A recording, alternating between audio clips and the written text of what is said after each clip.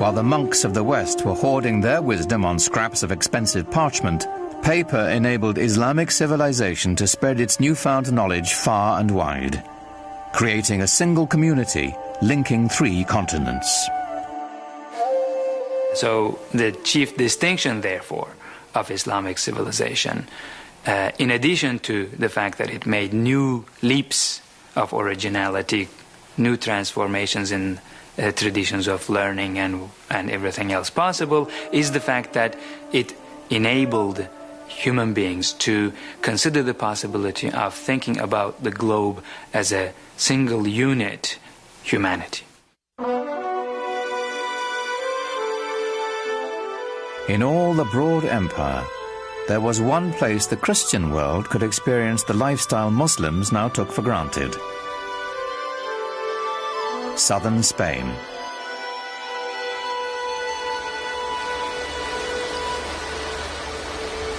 Here, on the European continent itself, Islamic culture would begin to have an effect on the European civilization around it. 1,000 years ago, the Spanish city of Cordova was a center of learning and culture that rivaled Baghdad. Today, Cordoba's narrow lanes hearken to its medieval past. During the Dark Ages, this was the most prosperous and sophisticated metropolis on the continent. It had streetlights and paved roads, libraries, hospitals and palaces. This was a city of light, a Muslim city. The city of Cordova in the 9th and 10th centuries was one of the biggest and most exciting in Europe. We have descriptions of it by people coming and saying, all these flowers everywhere, this open streets, this wonderful light coming down. Northern cities were dark. Cordova had running water. People lived in big houses. In contrast, in Paris, people lived in shacks by the side of the river. The glory of medieval Cordoba is here, in what is now the great Roman Catholic Cathedral in the middle of town. But the Cordoba Cathedral of today began its life as a mosque, one of the grandest of the Islamic Empire. The Great Mosque in Cordova was simply the biggest mosque in the biggest city in southern Europe. When you climb up into the church tower, which used to be a minaret, you look out over this expanse of roof, it's quite amazing to see this cathedral, complete with flying buttresses, popping up out of the middle of this massive mosque.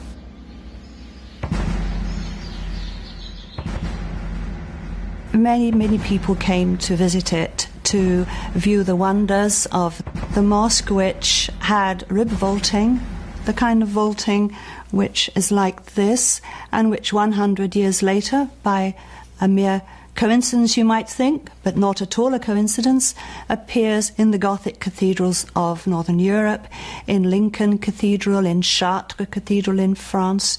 Where does that come from? Obviously influenced by the great Mosque of Cordova in the south of Spain. For the occasional European Christian traveller, Cordoba was their one opportunity to glimpse the Islamic world. What they saw was shocking. Most of Europe at that time languished in poverty and squalor. Cordoba was a pageant of prosperity and enlightenment.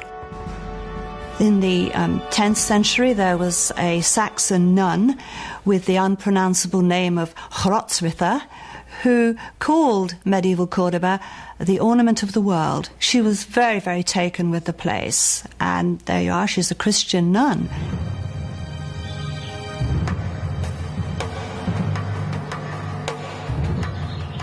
As Europeans made their way from the cold stone of their northern castles into the glorious Muslim cities of southern Spain, they couldn't help but be impressed. In the green hills above Granada was a palace of startling elegance, a shining example of the richness and sophistication Islam brought to medieval Europe. It is called the Alhambra. The Alhambra is perhaps the most famous example of Islamic architecture to most Westerners. It is the best remaining example of what a medieval Muslim palace would have looked like.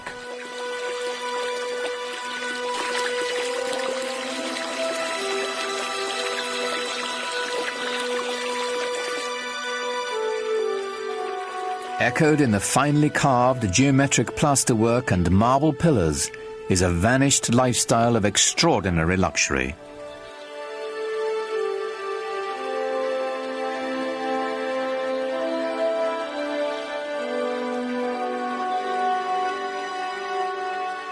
The Alhambra reveals the pinnacle of Islamic culture and urbanity. The beauty of the Alhambra is not so much in the individual details. No, it's more the combination of everything. That is, this wonderful sort of orchestrated interplay of different textures and surfaces, of light and space and water playing inside and outside of buildings.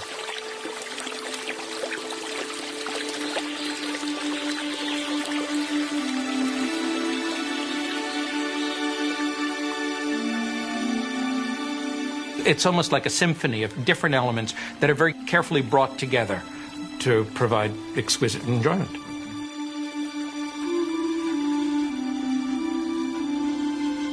Here, the Muslim elite relished the good life. Reposing on lush carpets, surrounded by perfume and music, the privileged few debated the nature of God, the subtleties of Greek philosophy, or the most recent mathematical revelations from India, while they dined on spiced delicacies served on Chinese porcelains. They strolled the grounds through gardens irrigated by complex gravity-fed water systems.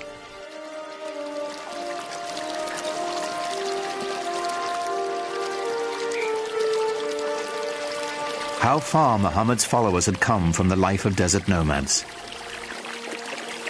How distant they felt from the rest of the European continent they now shared. Christian Europe, due north, was struggling on through the Dark Ages.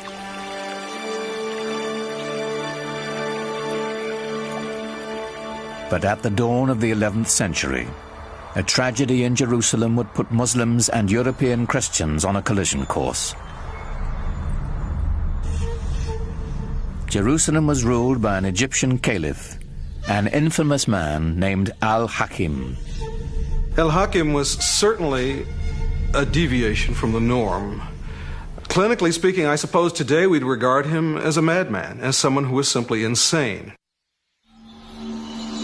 For 200 years, Christian holy places in Jerusalem had been respected and protected by Muslim rulers. In 1009, the Egyptian ruler Al-Hakim broke with that tradition. He ordered the holiest church in Christendom destroyed. And horror of horrors, he burnt down the Church of the Holy Sepulchre in Jerusalem. Now, nobody knows quite why he did it, and you can have your own theories about it, but the fact of the matter was that sent shivers of terror and anxiety through Christendom. In a way, of course, Al-Hakim was the one exception that proved the rule for Christians that Christians had been speaking of for centuries, of Muslims as intolerant, mad, slavering heretics who simply could not be expected to abide by the rules of civilized human beings.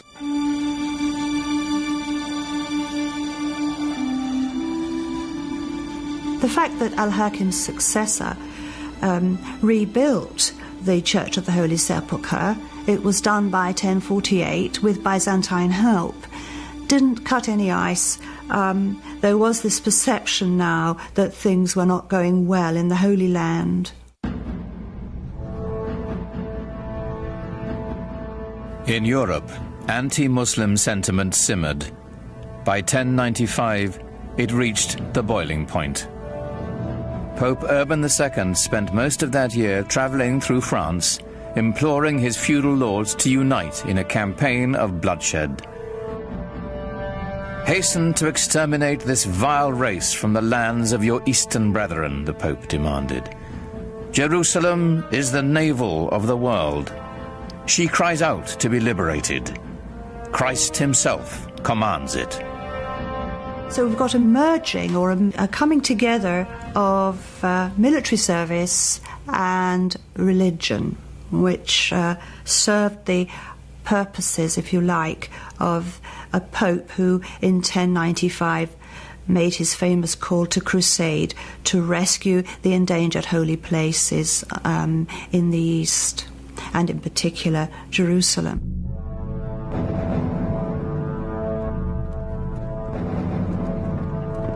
In 1097, Muslim shepherds in Syria caught their first glimpse of a sight that would soon strike terror throughout the Holy Land. When the Crusaders struck, by sheer chance, the Arab Empire was at its most vulnerable, broken into feuding kingdoms and petty dynasties. They couldn't have chosen a better moment, because the Muslim world was in a very fragmented state. The great rulers of the time had died, and into that power vacuum there came this most unexpected enemy, the Crusaders from Western Europe. Who would have thought that a new enemy would come to the Islamic world from that unexpected quarter? It was completely unprecedented. It was a real surprise. The Muslims didn't really know who they were.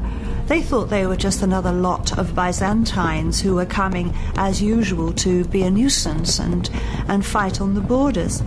They had no idea that there was this extraordinary surge of religious fervour and fanaticism coming from Western Europe, and that the aim of this group was Jerusalem.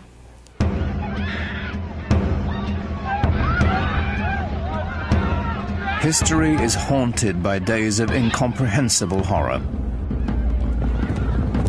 Few are darker than July 15th, 1099, when the Crusaders entered Jerusalem.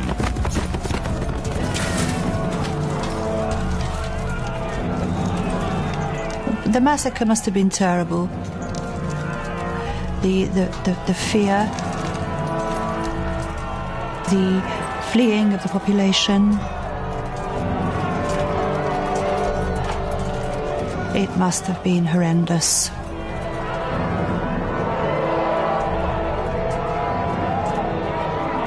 From a letter to the Pope from the Crusaders. If you want to know what was done to the enemies we found in the city, know this. Our men rode in the blood of the Saracens up to the knees of their horses.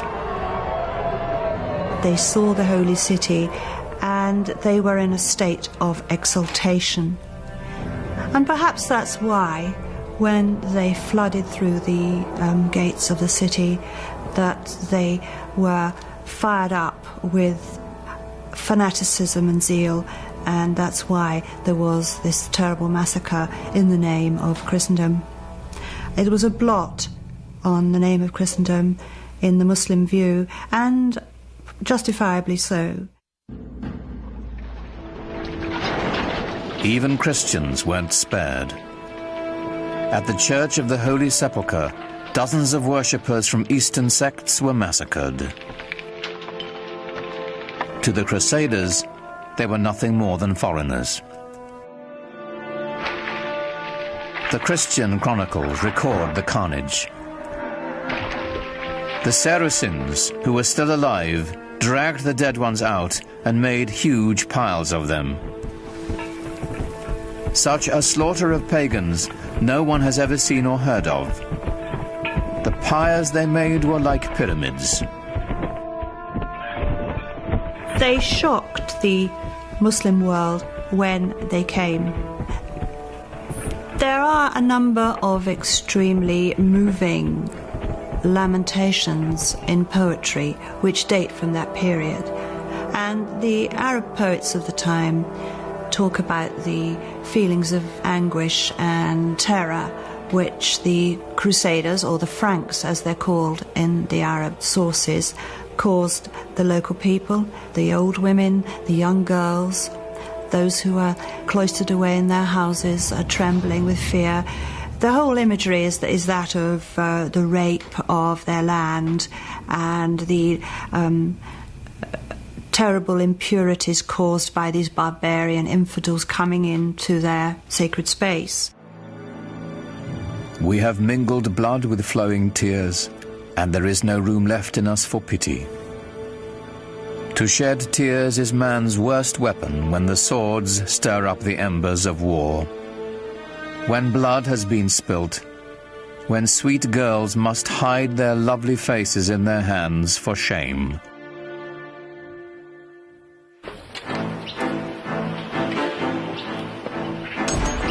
The First Crusade was over. Of the 100,000 men who began the campaign, most would eventually return to Europe, having had only a glimpse of Muslim life. The job of occupying Jerusalem and the surrounding countryside fell to the 20,000 who remained, indefinitely.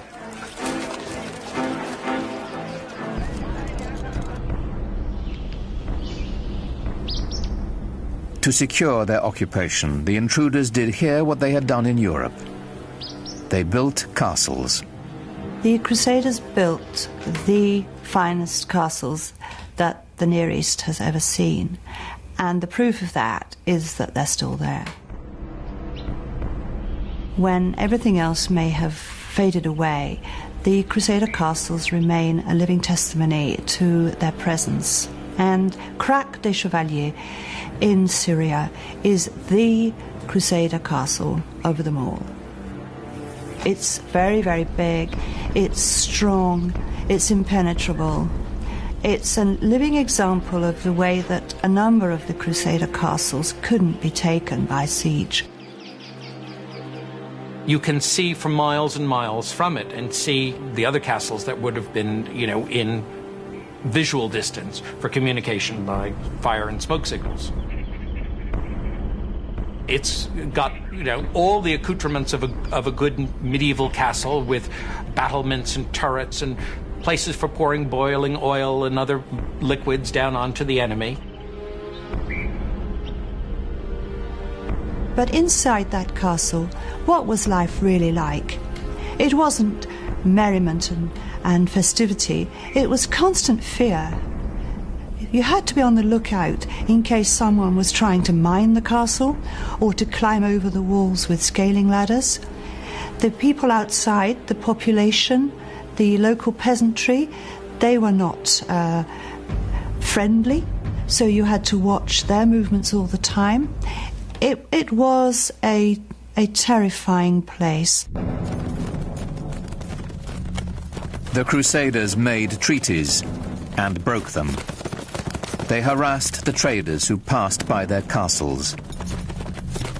As they raided caravans, the Crusaders learned of a luxurious lifestyle unheard of in Europe.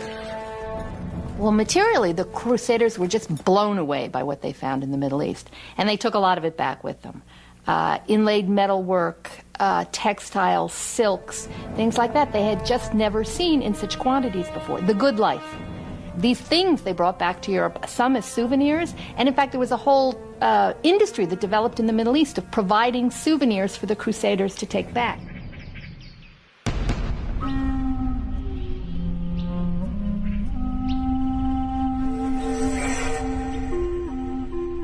It is perhaps a Western bias to imagine the Crusaders were a decisive force in world events, devastating to the Islamic culture and trade.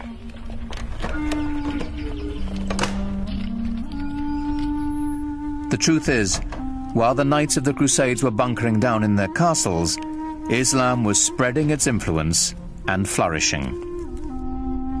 Muhammad's message rang out as clear and strong as it ever had.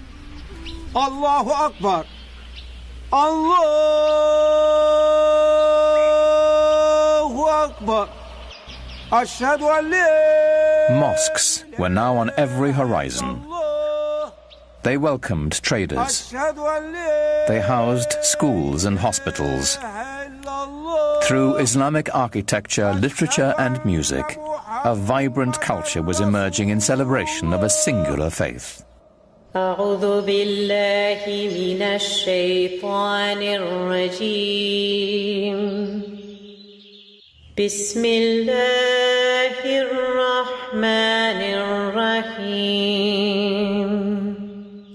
إنا أنزلناه في ليلة القدر وما أدراك ما ليلة القدر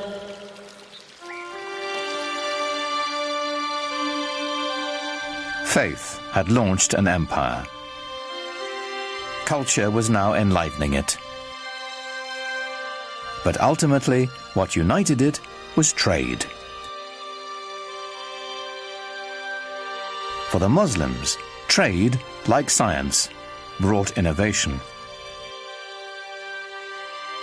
Business was expedited by a revolutionary concept called the sak, a cheque that could be written in Spain and cashed in India.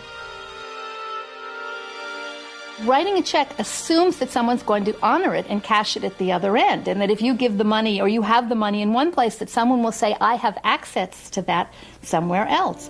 So this implies that you have some kind of central bank or central loan organization who's going to be good for the money.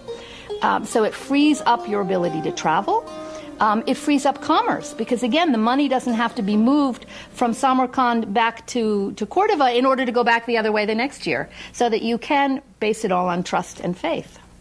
And Muslims became some of the greatest merchants of Middle Ages. And the greatest craftsmen as well. From the Persians, Muslim blacksmiths learned how to fold steel to give it strength and flexibility.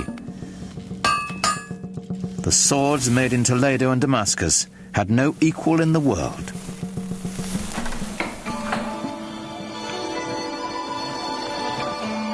But the economic backbone of Islam's expanding wealth was textiles.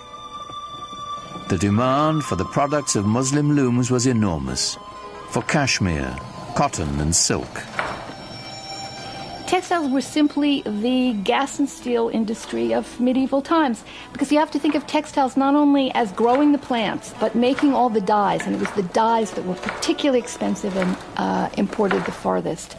And then you need all the fixtures and mordants and equipment for looms, and then you need to transport these textiles. So collectively, the industry of making and transporting textiles was the mainstay of the economy.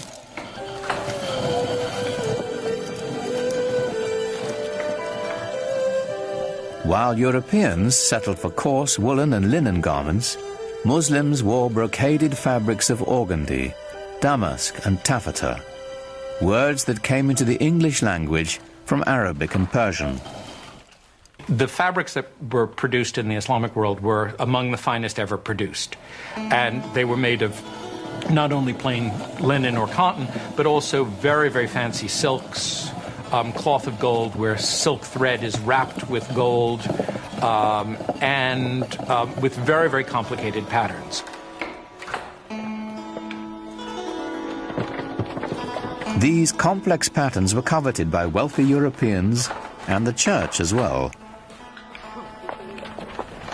When the Christians needed a cloth worthy of wrapping the bones of their saints, the choice was obvious. They looked to a Muslim loom. But sometimes the fabrics were trimmed with decorative Arabic text from the Holy Quran. And so the words of the Prophet sometimes appeared in shocking proximity to Christendom's holiest icons. It is not unusual to find in Italian Renaissance paintings, for example, to find paintings of the Virgin wearing a robe of very fancy patterned cloth and precious silks embroidered with gold or woven with gold designs. Sometimes they would say things with an Arabic inscription on it, which says, "There is no God but God, Muhammad is his prophet," in Arabic.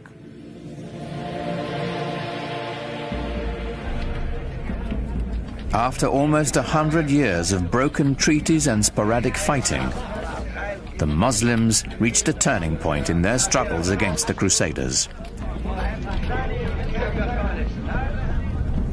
It came in the person of one of Islam's most celebrated figures.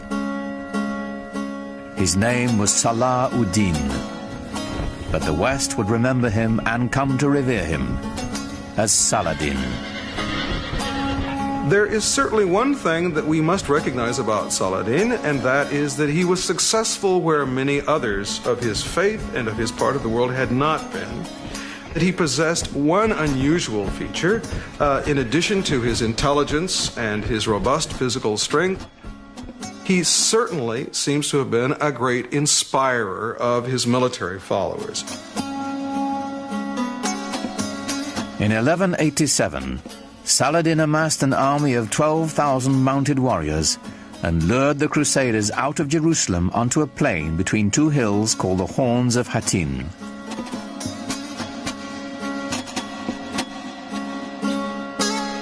On the evening of July 3rd, after a long march, the Crusaders camped on a barren hillside. There was nothing but a waterless terrain. And we're talking about July, we're talking about the Middle East, we're talking about incredible heat and no water. As dawn approached, Saladin's men set fire to the tall grass, and a strong wind carried the flames into the Christian encampment. And very soon they found themselves surrounded, as in the Muslim tactic, by their enemy, and panic set in.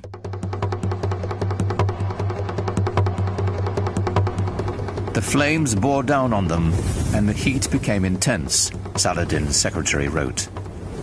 The people of the Trinity were consumed by the fire of flames, the fire of thirst, and the fire of arrows. The army of the Crusaders was totally decimated. The victory at Hattin was a real turning point for Saladin. It meant that he could then proceed to take Jerusalem later on that year. 3 months later, Saladin entered Jerusalem. For the first time in almost a century, the call to prayer floated over the holy city once again. Allahu Akbar. Ashhadu an la ilaha illallah. Ashhadu an la. And yet, remarkably, Saladin leveled no retaliation against Christians or their holy places. In the Church of the Holy Sepulchre, Mass was celebrated as usual. Saladin also decreed that Christians who wished to could leave the city with their property. Those who chose to stay would be allowed to worship freely. When his reputation reached Western Europe of the way he had behaved in Jerusalem over the conquest, he gradually became the most famous Muslim of all time. Saladin's victory did not put an end to Western aspirations in the Near East. Other crusades would follow, though, as with the first, they would hardly have an impact on the larger Islamic culture. The Crusaders would eventually be driven from their citadels along the coast and return to Europe. Their only lasting legacy, a few abandoned castles. But the returning Crusaders found themselves changed by their contact with Islamic culture. The long-term impact on European life would be profound. They were just amazed by the material culture that they found there. I mean, the quality of the merchandise, the quality of the goods was far better than anything they could find at home, and they brought it home with them. They came back, for example, with a taste for highly spiced food. They imported pepper and cinnamon and other Oriental spices because their taste buds had been whetted by a different cuisine.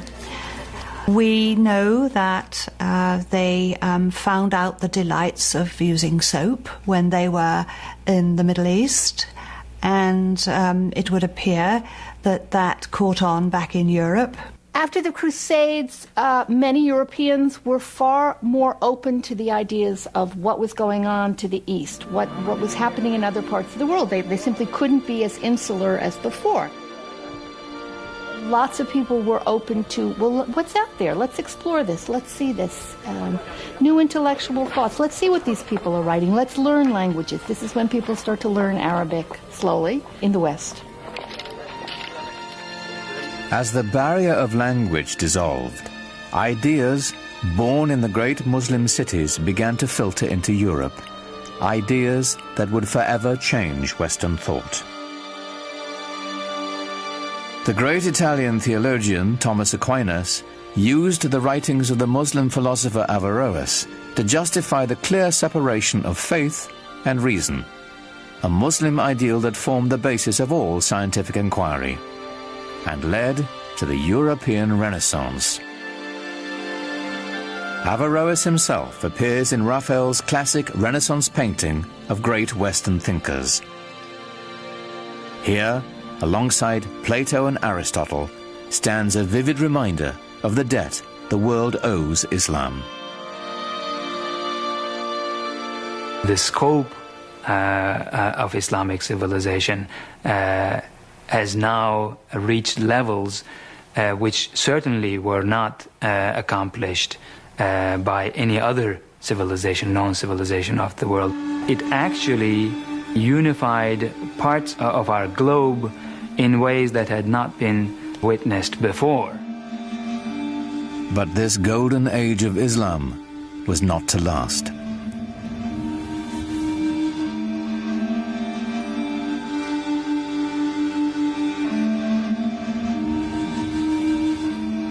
After shrugging off the Crusades and bringing the precious gift of knowledge to Europe, the great cities of the Islamic Empire would be brought to ruin by a force more terrible than anything the Europeans could muster. Their libraries destroyed, the wealth plundered, the empty cities stood mute in the aftermath of a devastation that descended upon them not from the west, but from the east. It's known as the Mongol Catastrophe.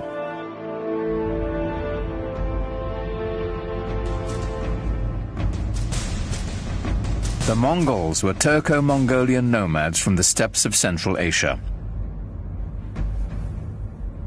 In the 13th century, they rampaged across much of Eurasia between the Ukraine and China. It wasn't long before they entered Islamic Persia.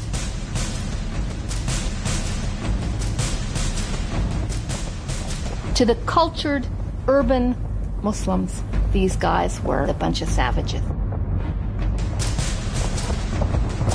When you entered the Mongol army, you came with yourself and 3 horses, and you lived off the horses. First you drank their blood, and then when you moved far enough away, you killed them, you slaughtered them, and you ate their meat. And that's why they could go so far and survive so long. Terror was the Mongols' principal tactic. One of the local Iranian leaders foolishly decides to kill off the emissary that the Mongols have sent. And in doing that, he evokes the anger of the Mongols, who want to use him as an example. And they use this retaliatory technique often of killing off entire towns, wiping them out as examples. And so they build these fantastic towers of skulls where they pile up all the dead bodies as an example, and then all the other towns around immediately give way.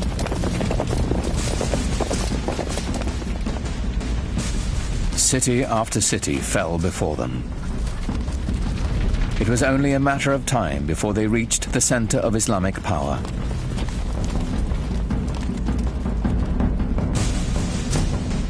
On February the 10th, 1258, the Mongols took Baghdad.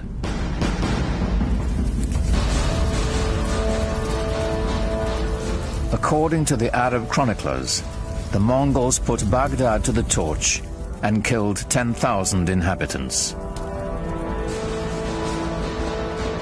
Mosques and libraries, the collected knowledge of centuries, were all set ablaze.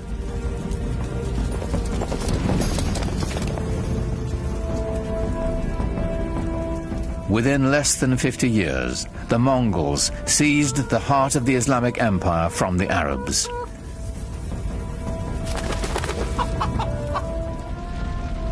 Islamic civilization seemed poised for destruction, lost to posterity. But then something remarkable happened. While the consensus of opinion is that the Mongols were a devastating force, I personally feel that they also had a very positive effect on Western Asia and the world of Islam. They opened the world tremendously. Allahu Akbar, Allahu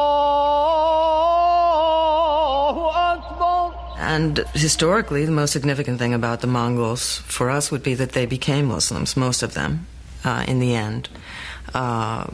Converted to Islam and then became, after being these tremendously destructive forces, some of the greatest patrons of the arts and letters in all of Islamic history.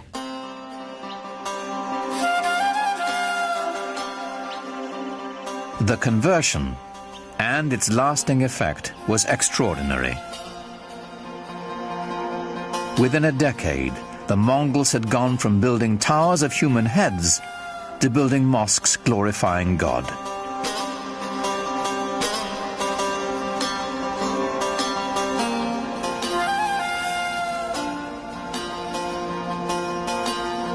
It is not surprising to me that the land conquered the conquerors. The Mongols themselves became Muslims or Islamic leaders par excellence. The Mongols transformed Islam. Now Islamic power could be held by anyone, not just the Arabs who had created it. The Mongols threw open the door for the great gunpowder empire to follow.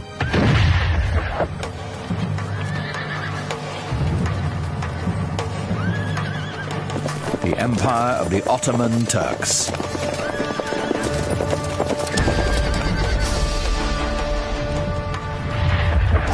Islam was now set on a new course of expansion to both the East and the West, marching to the beat of Turkish drums.